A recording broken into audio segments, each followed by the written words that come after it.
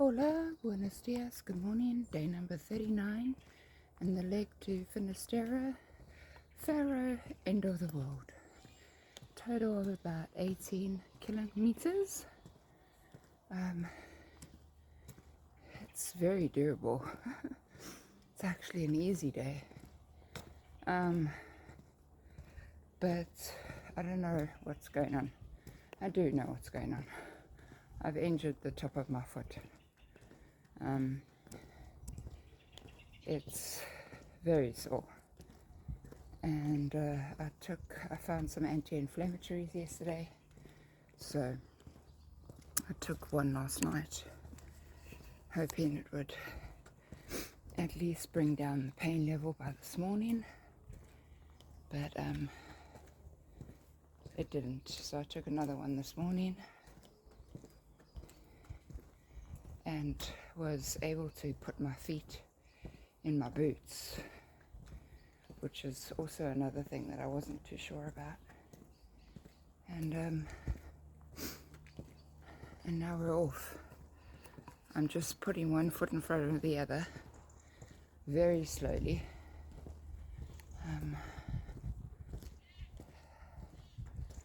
And I believe I'll get there, just one step at a time.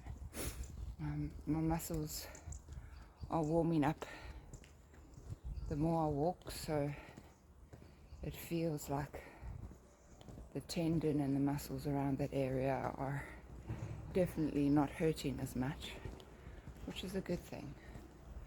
So yeah, we try our best, we'll get there. So the only real concern I have about the next few days is the weather. I'm really hoping it would really nicely stay clear,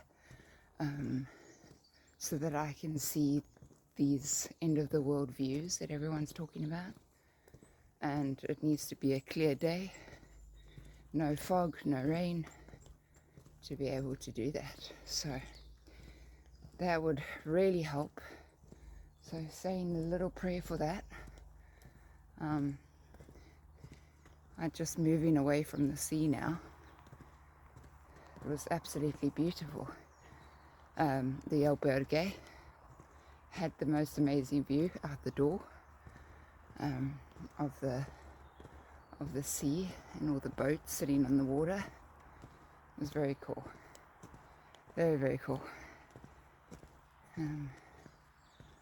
So yeah, I'm grateful for this day and that I can still walk. It could be worse, you know. I could be completely out of it and I wouldn't have been able to finish this. So I'm grateful for the small mercies.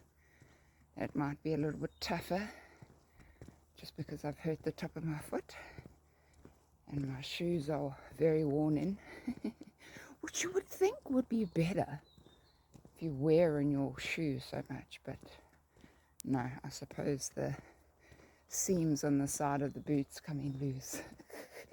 The bottom of the boot seems to be pushing through the shoe at the bottom. Yeah, holes in the back, wear and tear. Oh well, it is what it is. It's still beautiful. I can't be more blessed to have this life than I have now. So, very grateful. I just saw 2 deer. I don't know if you're going to be able to see it. Yeah, there they are. They've run far away, but those are 2 deer. Yeah, they were so much closer. They were right here, but I scared them off by accident. So I'd have a genuine question. Does anyone else, the older they get, find that they need to go to the toilet more often? And I'm not just speaking about if you drink a lot of water, you're going to go to the toilet more often. No, I've been really good with drinking water since about the year of like 2010. I started really being good with drinking water. So that would be about 25 years now that, I always drink quite quite a lot of water every day. But lately, maybe I would say the past few years, I've noticed that I need to go to the toilet a whole lot more. And also, it's not just, you start feeling like you might need to go. No, I'm talking all of a sudden, all of a sudden, you need to go, and you really need to go bad, and you need to go now. That is what's going on with me. Like, I'm constantly having to go to the bathroom, go to the toilet, but it will suddenly come over me, and I would need to just find one right there and then, because I'm going to wet my pants if I don't. Literally wet my pants if I don't. Anyone else have that problem? Or is it just me? Is it an age thing? Now that I've turned 40, the past few years, maybe it's an age thing? I don't know. A shame. The lady at the Albergue last night was so sweet. I could barely walk by the time I got there. And I hadn't seen an ATM since I left Santiago. With all the small towns and villages, it just happens that way. And so I asked if she took card. She said no. So I asked where the closest ATM was, and she said it's in the center of town. And then before I could say anything, she offered to take me down by car, in her car. And I said, are you sure? And she said, yeah. Do you need to go to a supermarket? So I said, yeah, well, that would be nice, so I could buy a few things to cook for dinner.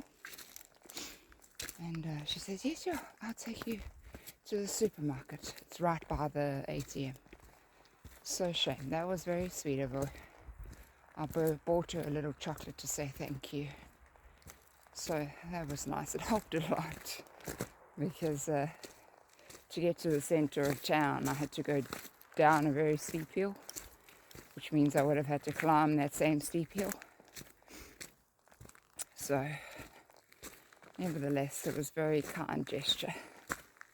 So yeah, I got around 8.5 k's until I reach Fisterra. Let's go.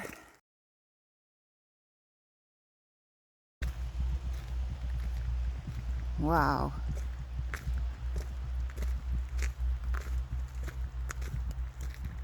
For a moment there, I thought that was all sky, but it's not. It's sea.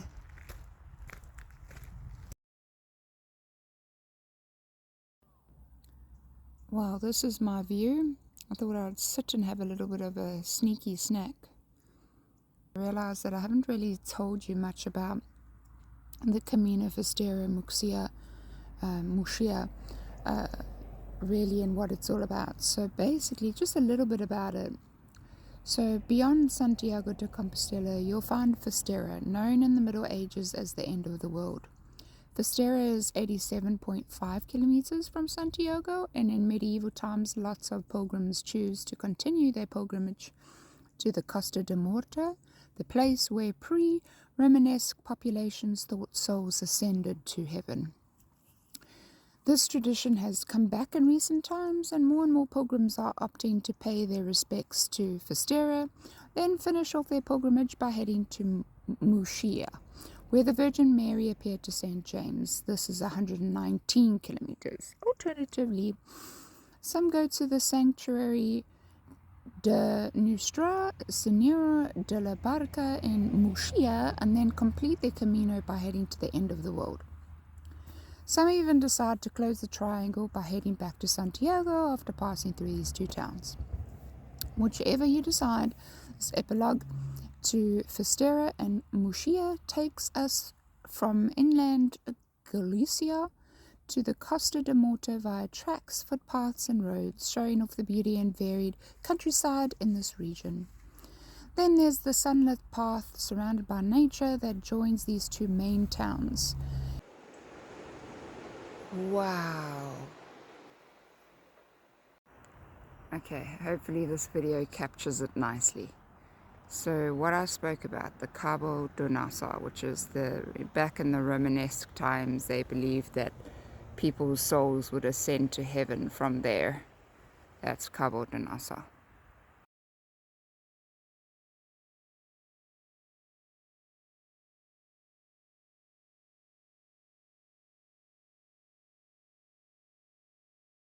Okay, let's have a bite to eat. It's lunchtime.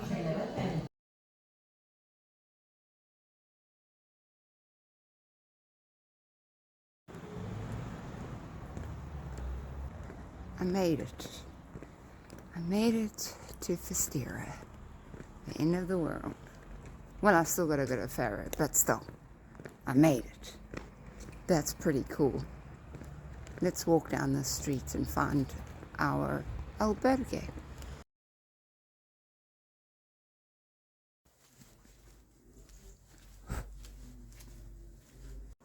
Right, now I'm off to the lighthouse in Faro.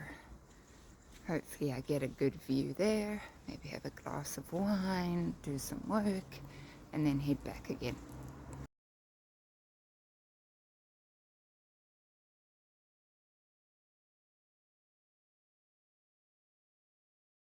Aquí no nos movemos.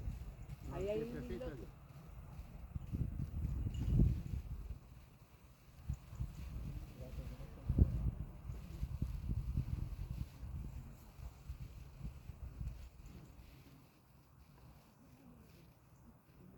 Aquí vale.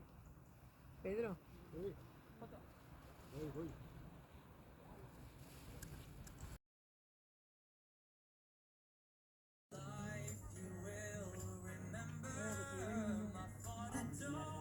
Mira si algún día cambia la cosa y se convierte al revés.